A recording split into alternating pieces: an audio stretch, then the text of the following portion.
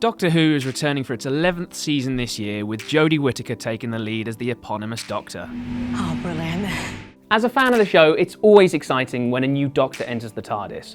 It gives the show a fresh new slate to work from, a renewed sense of energy, and a snazzy new outfit for the Doctor to wear. But most importantly, it offers the perfect jumping on point for any newcomers to the show.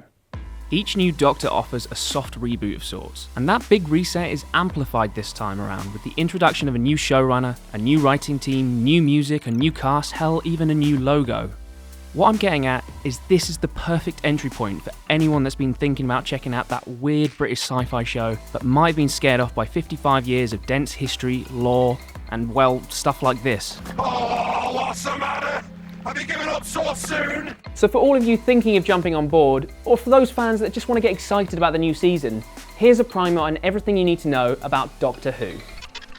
But before we get into our Doctor Who 101, make sure to subscribe to GameSpot Universe, where we're breaking down the latest series of American Horror Story among our usual movie and TV coverage. We're also giving away this Guardians of the Galaxy Drax and Groot statue from our friends at fun.com. Entering is easy, just subscribe to our channel and click the giveaway link in the description below.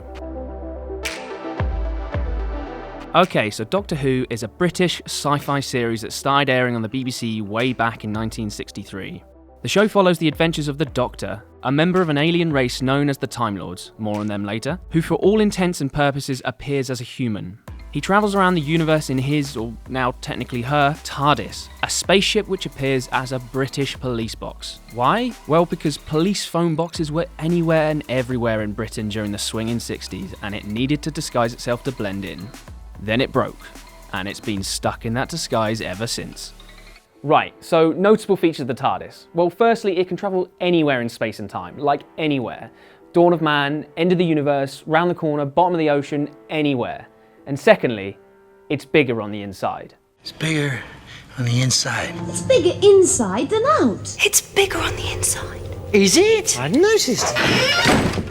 The main upshot of these two key features is that an episode of Doctor Who can take place anywhere and at any point in time. So for example, in a normal season of the show, you can have episodes jumping from medieval England to the far-flung reaches of the universe via, well... Dinosaurs on a spaceship. In my opinion, this is one of the show's strongest selling points. Its dizzying sense of variety. The show crosses genres, blends time periods, and features plenty of inventive set pieces, sometimes all at once. While that might sound scattershot, it places the characters and their story arcs front and centre, keeping the ongoing story grounded. Good night.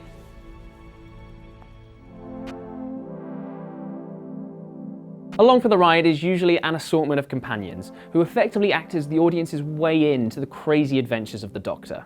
These characters, typically humans, are there to act as foils for the madcap musings of the Doctor, giving the audience a relatable presence amid the hectic action. In some ways, they act as the main character of the show, with each new season typically starting afresh with the story of the new companion. And 9 times out of 10, they instantly get themselves into trouble, lending the show its main source of dramatic peril. Some have lived, some have died, and some are tragically sucked into alternate dimensions right in front of our misty-eyed faces. Yeah, it's a bit of a roulette travelling with the Doctor. The trouble usually comes in the form of a rogues gallery of monsters, chief among them the iconic Daleks. Truth be told, the Doctor's adversaries define the show nearly as much as the central Time Lord himself, and over the years we've had some cracking monsters. There's the aforementioned Daleks, basically space Nazis that look like salt and pepper shakers, the Cybermen, a race of coldly logical cyborgs, the Master, essentially an evil version of the Doctor, the Silence, a sinister alien species that you forget about as soon as you stop looking at them, and the creepy Weeping Angels, stone gargoyles that can only move when you take your eyes off of them. But I'm getting ahead of myself. Let's get back to the Doctor, and crucially, who is he, or she, and why have there been so many? I am the Doctor. I'm the Doctor. I'm the Doctor. I'm the Doctor. Hello. I'm the Doctor. So, as you can probably tell, there have been a lot of Doctors. 14 to be precise. And they're all different versions of the same character. The simplest way to explain it is like this. Whenever a Time Lord dies, he or she can regenerate their body into a completely new one, effectively making them immortal. As part of this regeneration, the Doctor can change his appearance, style, personality, sense of humour, and of course gender. But most importantly, the Doctor retains his memory, all the knowledge and experience he's accrued over his many lifetimes. That's how the show gets around having to reboot every time an actor wants to vacate the TARDIS. And while the Doctor essentially remains the same person, it also allows each actor to bring their own style and personality to the role.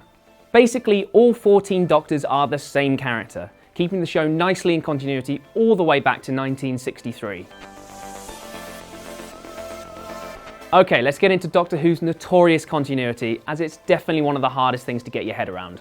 There are two distinct eras of Doctor Who. The classic era that ran from 1963 to 1989, and the revival era that's been airing since 2005. The classic era covers the 1st to 7th incarnations of the Doctor, while the revival run covers Doctors 9 through to 13. And if you're wondering, the 8th Doctor appeared in a standalone TV movie that aired in 1996 and is largely best forgotten.